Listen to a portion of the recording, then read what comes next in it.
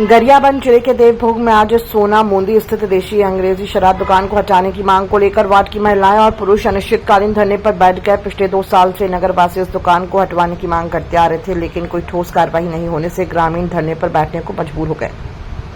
धरना स्थल पर महिलाएं चूल्हा चौकी लेकर भी आईं, जबकि गायत्री परिवार के लोग प्रशासन को जागरूक करने के लिए सद्बुद्धि यज्ञ करते नजर आए। आबकारी विभाग इस बार भी आश्वासन देकर समझाइश में जुटा रहा, लेकिन प्रदर्शनकारियों ने जिलाधिकारी को बुलाने की मांग की। कुछ समय बाद देवभोग पुलिस ने प्रदर्शनकारियों और विभाग के बीच मध्यस्थता कराई। इसके परिणाम स्वरूप आबकारी विभाग ने 40 दिन के भीतर दुकान हटाने की लिखित सहमति दी। इसके बाद नगर वासियों ने धरना समाप्त कर दिया। यहाँ शुरू ये किए हैं, जब तक यहाँ भट्टी नहीं हटेगा सब महिला, स्कूल वाले और गाँव के जितने भी आए हैं महिला लोग सब यहाँ पर धरना प्रदर्शन में बैठेंगे, क्योंकि यहाँ हम लोग आवेदन दे दे के हम लोग थक चुके हैं। 3 साल तक हो गया हम लोग यहाँ आबकारी विभाग लोग जितने भी आए हैं सब निरीक्षण करके चल चुके हैं, तब भी वहाँ कागज़ लेके वहाँ दवा दे रहे हैं, कोई यहाँ सुनवाई नहीं हो रहा है। इसलिए हम गांव वाले जितने भी महिला और स्कूल वाले सब भीड़ के यहाँ पर प्रदर्शन में बैठे हुए हैं। हम लोग गांव सोनामुंदी के पूरे भाइयों बहनों हम आए हैं यहाँ, तो हम लोग कम से कम 3 साल से धरना प्रदर्शन कर रहे हैं। कई आवेदन आबकारी विभाग को दे चुके हैं, कलेक्टर को भी आवेदन दे चुके हैं। हमारा यहाँ कोई सुनवाई नहीं हो रहा है। हमारा पूरा मेन रोड में बसा हुआ है भट्टी, देवों के बीचों बीच बसा हुआ है, और सबको महिला लोग अपने छोटे छोटे बच्चे लोग को शिशु मंदिर छोड़ने आते हैं, तो सबको बहुत परेशानी जाती है, क्योंकि महिला जो आते हैं ना उनको छेड़खानी होता है। भट्टी वाले पी खा के सब यहाँ पड़े रहते हैं बंधुआ लोग, तो परेशानी जाती है सब को शिशु, इसीलिए फिर शिशु मंदिर सामने पड़ रहा है और वहाँ परेशानी जा रही है। खेत खार में सब झीली पावचर पूरा सीसी बाटल छा गया है। हम गांव सोनामुंदी गांव पूरा परेशान में पड़े हैं, इसीलिए भट्टी को हम यहाँ से हटाना चाहते हैं, स्थानांतरित करना चाहते हैं। कलेक्टर तक चले गए हैं, प्रभारी मंत्री तक चले गए हैं, हमारा कोई सुनवाई नहीं। यहाँ के जो आबकारी विभाग के नाग सर हैं उनको भी बहुत बार, कम से कम 5 बार तो मेरे सामने प्रतिवेदन बना के चले गए हैं, आज तक कोई सुनवाई नहीं। अभी दिवाली तक का समय मांग रहे हैं, हम लोग कोई समय नहीं देना चाहते। बच्चे और महिलाएं हैं सब हड़ताल में बैठे हुए हैं। जब तक ये लोग हमको पूरा संतुष्टजनक हमारे सामने समक्ष, जब तक भट्टी को शिफ्ट नहीं करा देते दूसरे जगह तक, हम यहाँ से हड़ताल नहीं छोड़ेंगे। भट्टी हटाओ, भट्टी हटाओ। इन लोग का डिमांड बहुत पहले से था, अभी 7-8 मतलब 8 महीना हो गया होगा। उससे पहले डिमांड किए थे इन लोग। उस समय फिर टेंडर भी निकला था यहाँ पर दुकान शिफ्टिंग के लिए, तो मात्र 1 आवेदन प्राप्त हुआ था। तो निविदा में शर्त रहता है कि कम से कम 3 आवेदन मिलना चाहिए। उसके बाद से विभागों से पूछा गया सरकारी जमीन और भवन के लिए, वो भी प्राप्त नहीं हुआ है, तो उसके अभी प्रोसेस में है। अभी हमारे यहाँ मतलब 40 दिन का हम लोग समय मांग रहे हैं कि 40 दिन में हम लोग शराब दुकान को शिफ्ट करेंगे। सरकारी प्रोसेस है, उसमें तो समय लगता है। निविदा मंगाएंगे तो उसमें 21 दिन का मिनिमम समय देना पड़ता है। निविदा निकालने में भी समय लगता है। फिर यहाँ पर जो शराब दुकान है, शराब दुकान का जो डिवाइस है, CCTV है, यहाँ की स्टाफ है, सब चीज़ का मैपिंग होता है आजकल। और जो भी नया दुकान जहाँ पर शिफ्ट होना है, वो बिल्डिंग रेडी हुआ है कि नहीं हुआ है, टॉयलेट है कि नहीं है, वो सब व्यवस्था देखने के बाद ही, तो इसमें मिनिमम समय लगेगा 1 महीने का। तो अब इसमें तो अब जो भी सहमति बने, प्रयास किया जा रहा है, बात करेंगे अभी। रायपुर जगदलपुर राष्ट्रीय राजमार्ग पर एक रात में 5 गौवंशों की दर्दनाक मौत हो गई। इंद्रावती पुल के पास ट्रैक्टर शोरूम के सामने 3 मवेशियों को अज्ञात वाहन ने रौंद डाला, जबकि आसना क्षेत्र में पिछले रात 2 और गौवंशों की मौत हुई। घटना से स्थानीय लोगों और बजरंग दल के कार्यकर्ताओं में गहरा आक्रोश फैल गया है। उन्होंने राष्ट्रीय राजमार्ग पर मवेशियों के रौंदे जाने के खिलाफ कड़ी कार्रवाई की मांग की है और वाहन चालकों से अपील की है कि वे गौवंश की सुरक्षा सुनिश्चित करते हुए वाहन चलाएं। मुख्यमंत्री विष्णुदेव साय की अध्यक्षता में आज नवा रायपुर स्थित सर्किट हाउस में यूनिफाइड कमांड की बैठक आयोजित की गई। बैठक में नक्सल विरोधी अभियान और राज्य में चल रहे विकास कार्यों की प्रगति पर विस्तृत चर्चा हुई। बैठक में उप मुख्यमंत्री और गृह मंत्री विजय शर्मा, मुख्य सचिव अमिताभ जैन, पुलिस महानिदेशक अरुण देव गौतम, अपर मुख्य सचिव मनोज कुमार पिंगुआ, मुख्यमंत्री के सचिव राहुल भगत के साथ साथ केंद्रीय रिजर्व पुलिस बल, ITBP, BSF, SSB, CISF, भारतीय वायुसेना और छत्तीसगढ़ पुलिस के वरिष्ठ अधिकारी भी उपस्थित रहे। आज यूनिफाइड कमांड का बैठक यहाँ पर संपन्न हुआ है और ये रूटीन वाला बैठक है और इस साल का बैठक आज संपन्न किए हैं हमारे प्रदेश के डिप्टी सीएम और ऊर्जावान गृह मंत्री श्री विजय शर्मा जी की उपस्थिति, हमारे प्रदेश के सीएस, डीजीपी और सभी हमारे केंद्रीय सुरक्षा बल, छत्तीसगढ़ पुलिस बल के अधिकारी और हमारे प्रमुख सचिव, सचिवगण सबकी उपस्थिति में संपन्न हुआ है बैठक।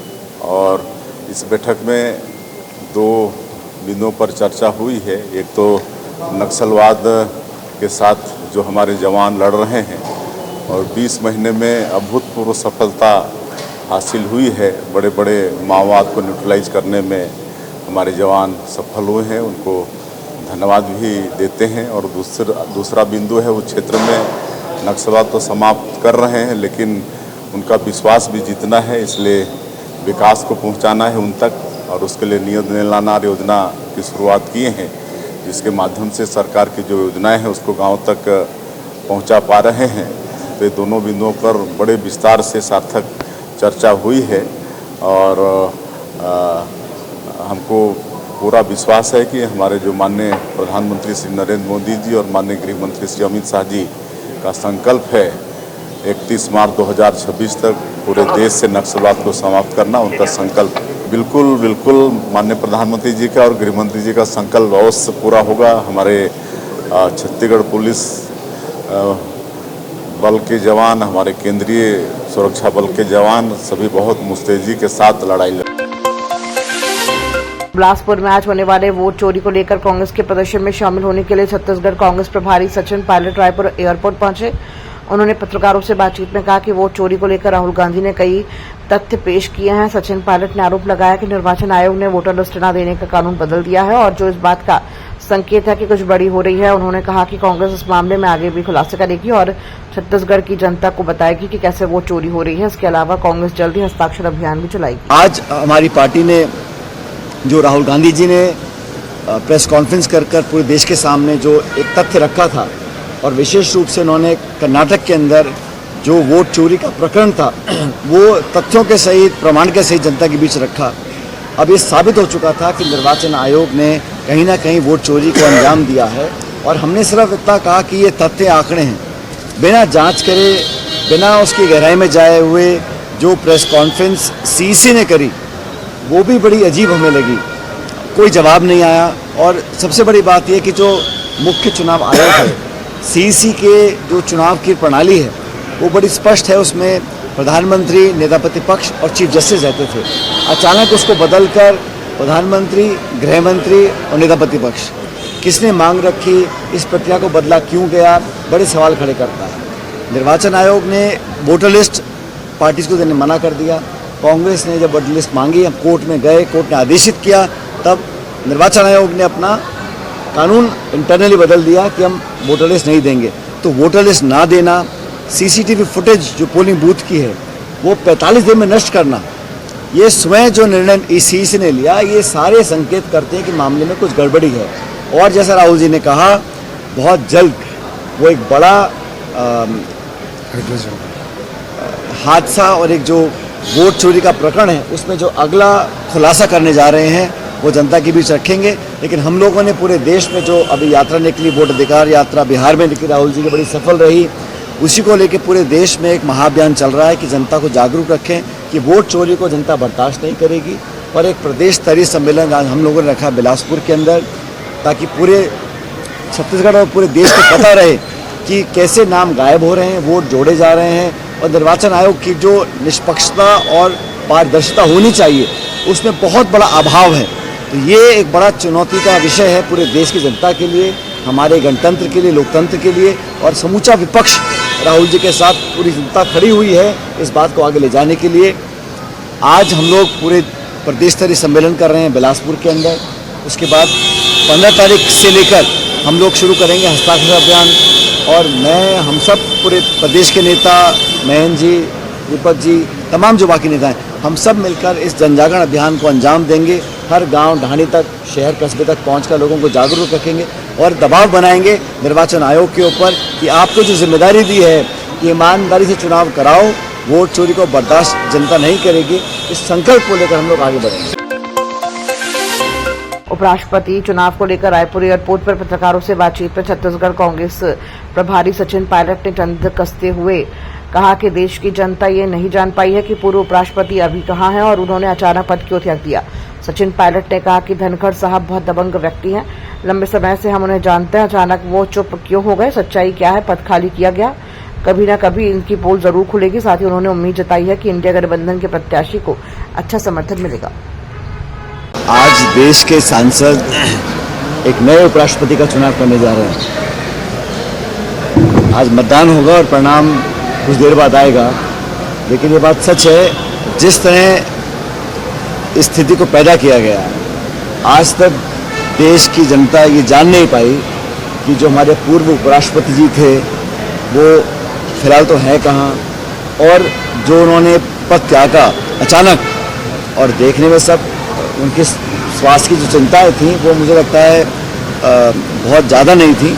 अचानक जो उन्होंने अपना इस्तीफ़ा दिया, किन कारणों से दिया, और इस्तीफ़ा देने के बाद से लेकर आज तक किसी को मालूम नहीं है वो है कहाँ, उनका कोई वक्तव्य नहीं आया, वो दिखाई नहीं दिए। तो इस तरह जो पूरा पर्दा डाला गया है प्रकरण के ऊपर, ये बड़ा चौंकाने वाला है। आज से पहले कभी भी, और धनखड़ साहब बड़े दबंग व्यक्ति हैं, उन्होंने हर बात अपनी बड़ी मजबूती से रखा। उनको लंबा समय, क्योंकि राजस्थान से हैं, हम बहुत लंबे समय से उनको जानते हैं, लेकिन वैसे व्यक्ति नहीं है कि अपनी बात बेबाकी से ना रखें। लेकिन क्या कारण रहे कि वो अचानक एकदम चुप हो गए और गायब हो गए, और सच्चाई सामने नहीं आ पा रही कि ये पद खाली क्यों किया गया। उनका कार्यकाल बचा था, उन्होंने अचानक इस्तीफा दिया।